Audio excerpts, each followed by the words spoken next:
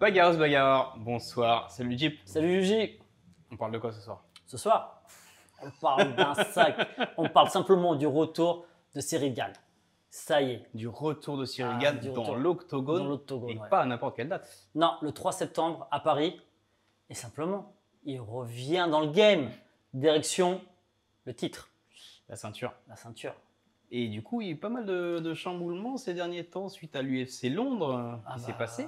Nous, on voyait un certain Aspinall gagner. Exactement. Ça n'a pas été le cas. Malheureusement. Malheureusement. Après, voilà. Nous, parce qu'on est fan du garçon. Donc, non, voilà. non, parce que aussi, très personnellement, je pensais que ça allait être un plus gros problème que Blade pour Cyril. Pour Cyril, ouais. Voilà. Ah, là, on anticipe déjà. Là, il est déjà en train d'anticiper. Revenons déjà en combat déjà du 3. Donc le 3, il affronte Tai Tuivasa, effectivement. Le numéro 3 de la KT. Oui. Très très dangereux. Un match-up à pas prendre à la légère. On a reçu Benjamin Servati qui était d'accord avec nous. On est dans la catégorie des lourds, donc on sait que One Punch, ça peut éteindre tout le monde. Justement, en plus, Aspinall le disait lui-même. Oui. Dans le top 10, n'importe qui peut éteindre n'importe qui.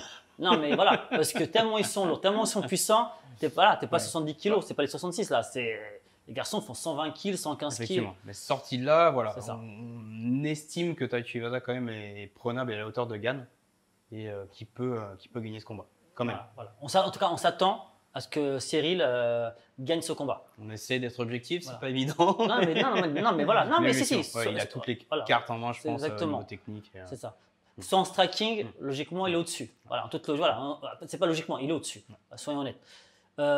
Et peut-être moins puissant. Oui.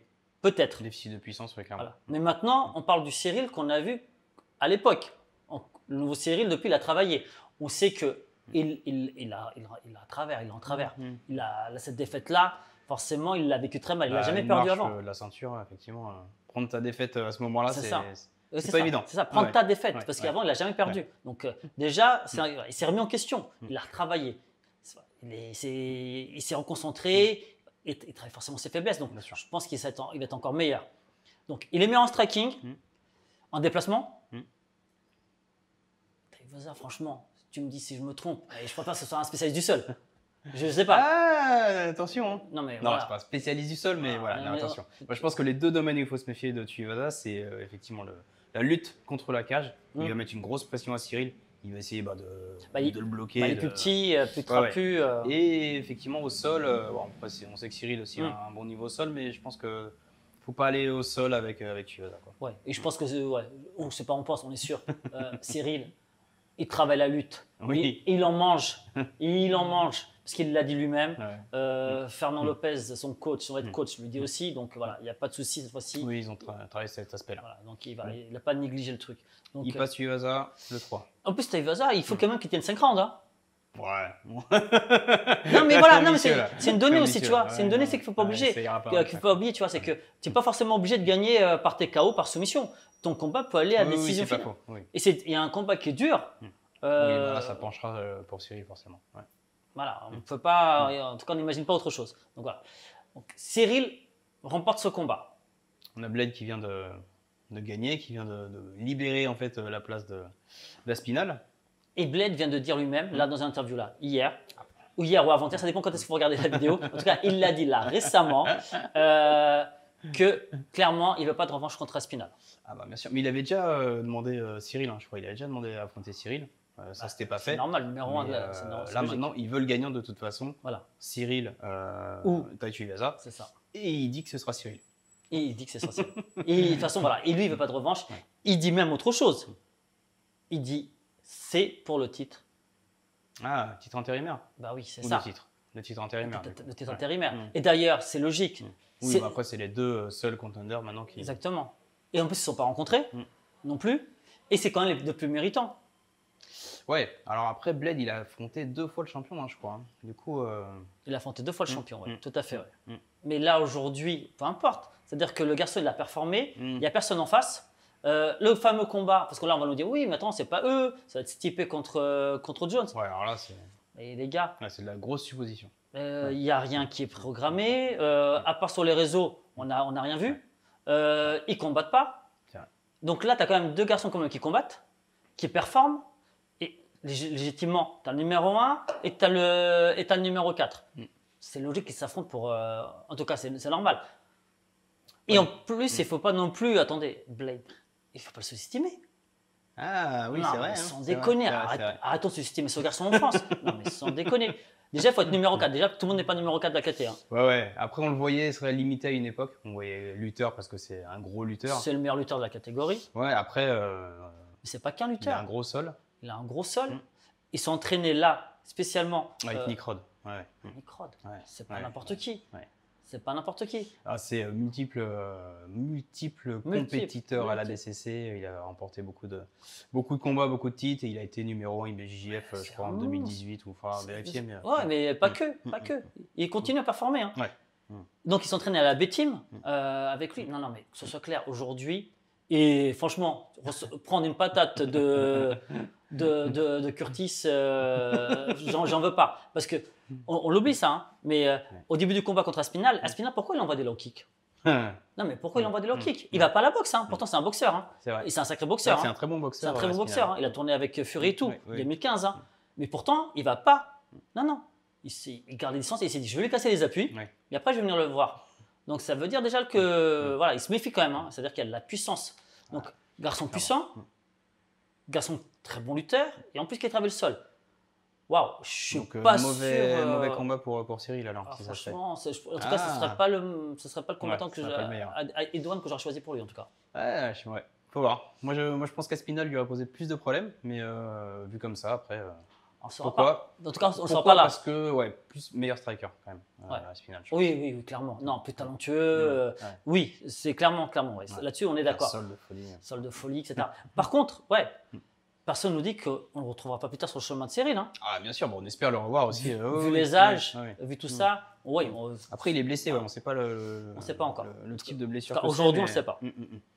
Donc, voilà. Donc, on se retrouve avec un Cyril. Allez, on va faire en effet de la fiction pure. Il gagne. Il gagne Chiesa le 3 septembre. Voilà. Derrière, il affronte Blade, ça serait quand? D'ici la fin de l'année. Donc, d'ici décembre. Ouais. Aller voir janvier s'il se passe quelque chose. Donc, pour le titre intérimaire, il gagne. Il remporte ce combat. Deuxième ceinture intérimaire. Qu'est-ce qui se passe derrière? Est-ce que derrière, on a un stipé? C'est logique. C'est Francis le taulier.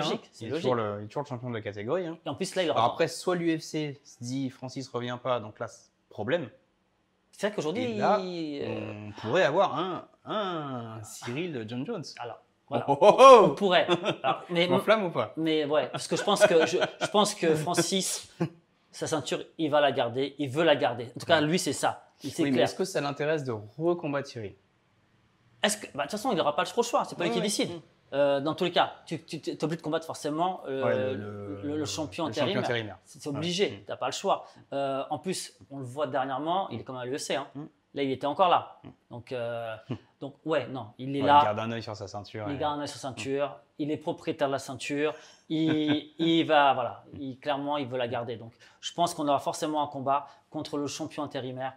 On espère que ce soit Cyril. Écoute. Si c'est pas Cyril, ce sera quelqu'un d'autre, mais voilà, ce serait sûr et certain. Et en plus, ce 3 septembre, il n'y aura pas que Cyril. Il y a une carte de folie. On était un peu sceptiques. Hein. Quand on nous a annoncé Cyril Chiesa, on s'est dit, l'UFC Paris, ça aura pas du lourd, mais ils ont assuré derrière. Ils ont mis Cédric. Il y a Cédric, voilà. En plus, ils ont mis un Français dans quasiment toutes les KT. Et franchement, ça fait plaisir. Tu as donc la MMA Factory qui a 3 combattants. Donc, tu as déjà Cyril chez les lourds. T'as Taylor en 66. T'as Imanov en 84. Mais il n'y a pas que.